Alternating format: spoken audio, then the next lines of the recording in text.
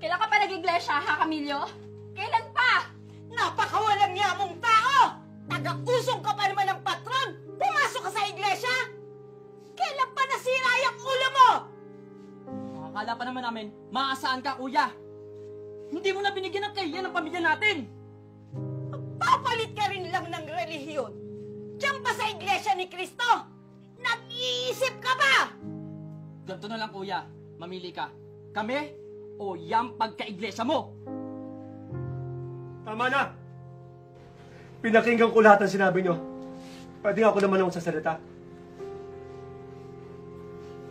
Noong saan ganun pa ako, mahal na mahal nyo ako. Maasang tao si Camillo. Na kahit na alam ninyo na galing sa masama ang perang binibigay ko, tuwang-tuwa kayo. Mabuting tao si Camillo para sa inyo. Eh ngayon, masamang tao si Camillo.